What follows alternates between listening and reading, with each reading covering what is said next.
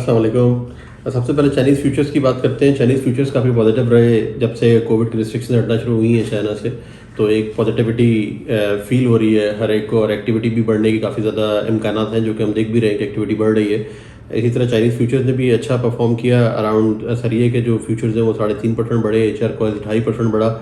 इसी तरह Coke 6% increase हुआ और आयरन ओर 4.5% इंक्रीज़ हुआ है। और एक्सपेक्टेशन ये है कि आयरन ओर की जो कंजम्पशन है वो बढ़ेगी वक्त के साथ साथ। उसका एक इम्पैक्ट हमें स्पॉट प्राइसेस के ऊपर भी नज़र आया। आयरन ओर की स्पॉट प्राइसेस बढ़कर अब तकरीबन $145 को टच कर रही हैं, जो कि अराउंड $5 का हम लोग इंक्रीमेंट कहेंगे इसको as compare to last week.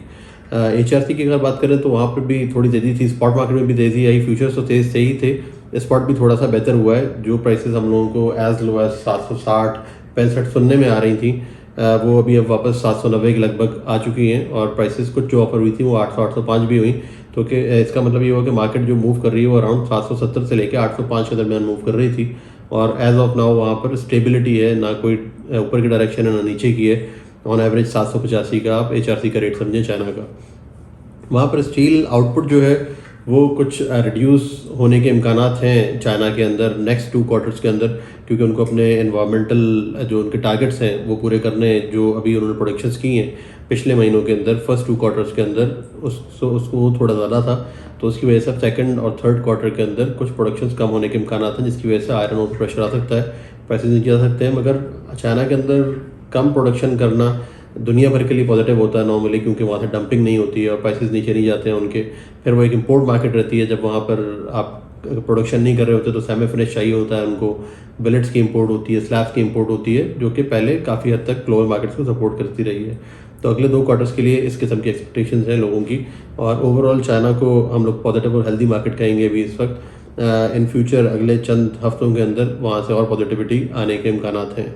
जबकि एक चीज़ हिट कर रही है चाइना की मार्केट को, वो है रशिया के बिलेट्स, रशिया की स्लैब्स। रशिया के अंदर प्रेशर बढ़ता चला जा रहा है वक्तन फ़वक्तन, स्क्रैप के प्राइसेस कम होते जा रहे हैं, उनके पास एक्सपोर्ट मार्केट्स नहीं है।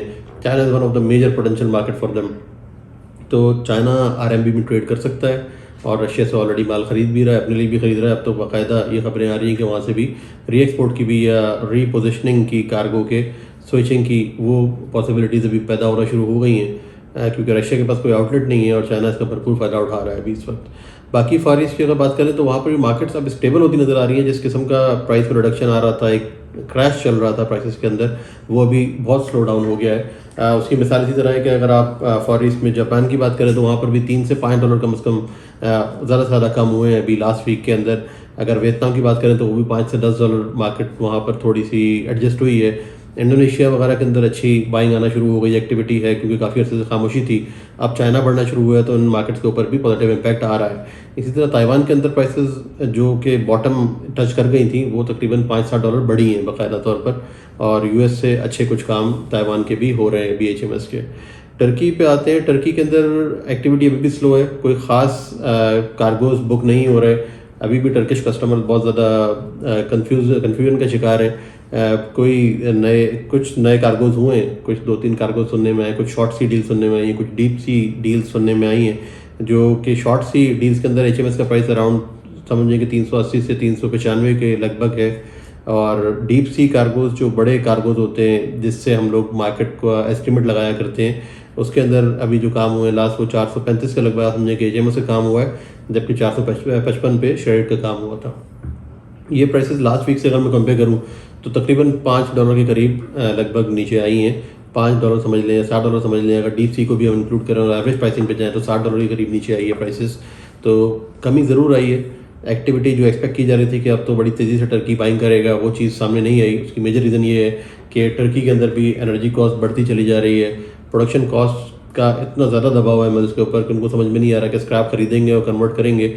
एनर्जी प्राइसेस रिसेंटली इंक्रीज़ हुए हैं, और सुनने में आ रहा है कि हर महीने टर्की के अंदर भी एनर्जी प्राइसेस इंक्रीज़ होते चले जाएंगे। जो एनर्जी क्राइसिस आया हुआ है एक ऑयल का और एनर्जी का दुनिया भर में, वो वहाँ पर भी काफ़ी ज़्यादा बुरी तरीके से हिट कर रहा है।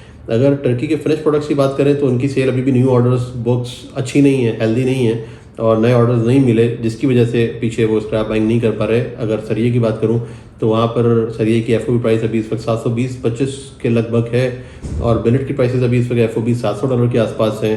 वहाँ पर, जबकि रशिया टर्की में भी माल रेगुलरली दे रहा है और ऑफ़र कर रहा है। लास्ट जो ऑफ़र सुनने में आई है बिलेट्स की टर्की के लिए, वो $630 CFR सुनने में आई है, जो कि पहले 650 45-50 के लगभग थी। तो इसके अंदर भी तकरीबन $10 से $15 की कमी आई है अभी। तो इसलिए रशिया सबसे ज़्यादा इंपॉर्टेंट रोल प्ले कर रहा है हर कंट्री की मार्केट के अंदर। और रशिया जब तक अभी डंपिंग करता रहेगा, जो कि अभी फ़िलहाल करीब आने वाले वक्त के अंदर ख़त्म होती नज़र नहीं आ रही, तो मुझे लगता है कि मार्केट शायद प्रेशर में ही रहें और टर्की भी शायद खुल के काम ना कर सके। अगर एनर्जी कॉस्ट बढ़ेगी, प्रोडक्शन कॉस्ट बढ़ेगी, तो सबसे ज़्यादा वायबल अभी इस वक्त, इंक्लूडिंग चाइना के लिए भी, सबसे ज़्यादा वायबल ये रहेगा कि वो सेमी फिनिश्ड इंपोर्ट करते रहें। जिस तरह से स्लैब के सौदे को छुए, स्लैब बहुत सस्ते रेटों पे रशिया ने सेल किया है, चाइना को भी सेल किया है, टर्की को भी सेल किया है, जिसकी वजह से HRC की प्राइसेस पे भी कुछ दबाव आ सकता है। अब बात कर लेते हैं कि रशिया के अंदर जो सिचुएशन चल रही है। मैंने रशिया की बात की तो स्लैब्स की प्राइसेस अराउंड, आप समझें कि 580 से 90 के लगभग उन्होंने डील्स की थी जो चाइना को सेल किया लास्ट। ये डील भी लास्ट वीक से कंपैरिजन के अंदर $15-20 कम प्राइस के ऊपर हुई है।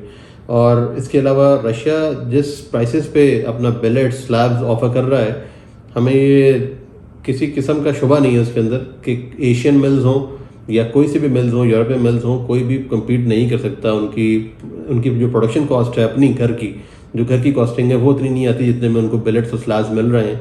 तो मेरा ये ख्याल है कि ये जो सेंटिमेंट्स है उसको डिप्रेस करती रहेगी ये चीज़। और अगर लोकल डोमेस्टिक मार्केट की बात करूँ कि वो कहाँ तक रशिया जा सकता है नीचे, तो अभी फिर से लास्ट वीक से लेकर अब तक का कंपैरिजन करें तो अराउंड $20 के करीब रशिया में स्क्रैप की डोमेस्टिक प्राइसेस नीचे आई हैं और अभी भी फर्दर दबाव के अंदर ही हैं, अभी तक रुकी नहीं है कहीं पर, क्योंकि मजबूरी है उनकी। मिल्स जो प्राइस पे करेंगे, जितने में बिकेगा, जो ऑर्डर्स मिलेंगे उनको, उसी हिसाब से आगे वो स्क्रैप के प्राइस पे करेंगे। अब बात कर लेते हैं ईरान की, जो कि मार्केट काफ़ी ज़्यादा अफेक्टेड है रशिया की डंपिंग होने की वजह से। पहले ईरान की डंपिंग हुआ करती थी मार्केट के अंदर, लोग उससे परेशान थे कि यार हम जो भी प्राइस निकालते हैं ईरान उससे थोड़ा कम ही होता है, सैंक्शंस की वजह से प्राइसेस उसकी कम रहती हैं और सस्ता बिकता भी है हमारा, और एक मार्केट डेवलप हो चुकी थी उनकी। अब इवन ईरान को भी ये तंगी महसूस हो रही है कि टर्की की डंपिंग के बाद से ईरान की भी डिमांड माल की वो कम होती जा रही है। ईरानी प्राइसेस जो है वो बिलेट के अराउंड, मेरे सुनने में जो है वो तकरीबन 570 के लगभग FOB प्राइस वो ऑफ़र कर रहे थे, जबकि बाकी कंट्रीज़ यूजुअली $600-605 FOB ऑफ़र कर रहे हैं बिलेट्स का अभी इस वक्त। ईरान के अंदर भी, हालांकि ईरान काफ़ी ज़्यादा सेल्फ सफिशिएंट है एनर्जी के हवाले से, मगर वहाँ पे भी एनर्जी क्राइसिस चल रहा है और ये बातें चल रही हैं कि शायद वो प्रोडक्शंस को कम करें। गवर्नमेंट कुछ प्रोडक्शन कट डाउन कराए और एक इलेक्ट्रिसिटी सप्लाई का स्केड्यूल बनाएं और लोड शेडिंग होगी वहाँ पर। तो एक वो भी चीज़ बड़ी आजकल डिस्कशन हो रही है, नेक्स्ट वीक तक वो क्लियर हो जाएगा, अनाउंसमेंट आ जाएगी गवर्नमेंट की कि आया वो स्टील सेक्टर को बिजली पूरी देंगे या फिर कट डाउन करके उसको सर्टेन परसेंटेज कम कर देंगे बिजली की। शायद हो सकता है कि वो 60-70% के ऊपर ले आए, जिसकी वजह से हमें प्रोडक्शन कम होगी और कुछ जो प्रेशर है सेमी फिनिश पे से वो हटेगा।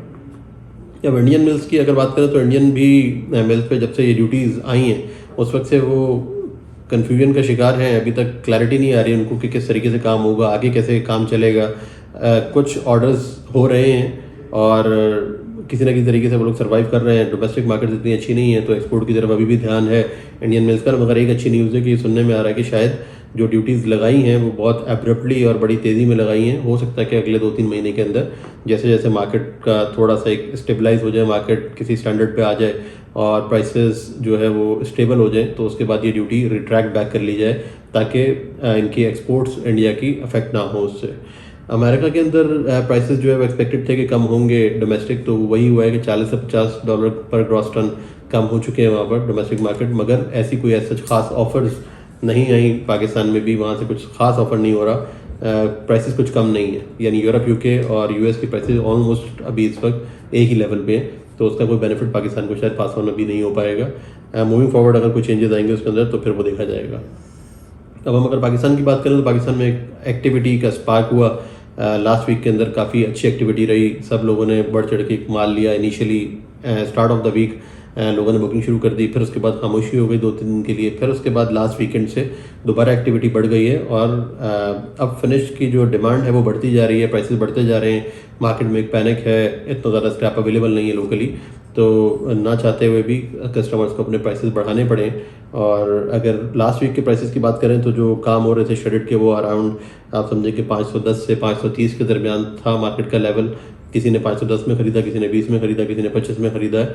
तो हर एक सेंटिमेंट, जिस किस्म का सेंटिमेंट बना दिन के अंदर, उस सेंटिमेंट के हिसाब से काम होते रहे हैं। अब प्राइसेस थोड़ी सी और स्टेबिलिटी की तरफ जा रही हैं, कुछ प्राइसेस बढ़ने की बातें हो रही हैं। अब जो मोस्टली ऑफर्स आ रहे हैं वो 525, 30, 35 इस तरीके से ऑफर्स आना शुरू हो गए हैं बाहर से।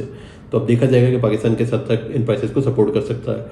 जबकि एचएमएस की, मिडल ईस्ट की बात करें या साउथ अफ्रीका की बात करें, डिफरेंट रीजन्स की, वो अराउंड 510 से 15 के लगभग एचएमएस की ऑफर्स अभी मौसूल हो रही हैं। और कस्टमर्स का भी इंटरेस्ट है काम करने का, क्योंकि लोकल शॉर्टेजेस हैं, जो इमीडिएट रिक्वायरमेंट है वो दुबई से ही पूरी हो सकती है।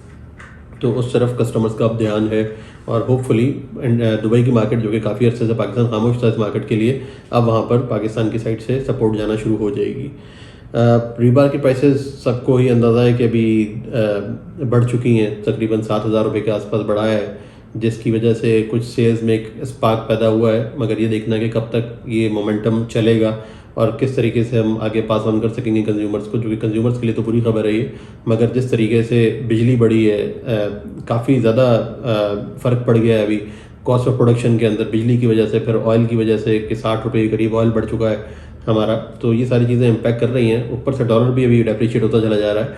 तो ये जो कॉस्ट ऑफ प्रोडक्शन का हिट है स्टील मिल्स को, वो उनको पास ऑन फ़िलहाल तो उन्होंने किया है प्राइस बढ़ाकर, मगर इसको किस तरीके से सस्टेन करेंगे और आवाम कैसे लेगी इसको, किस तरह एब्जॉर्ब करेगी, वो एक सवालिया निशान है, जो कि वक्त के साथ साथ हमें पता चलेगा। मैं इंशाल्लाह आपको अपडेट्स देता रहूँगा वक्त के साथ साथ। Thank you very much.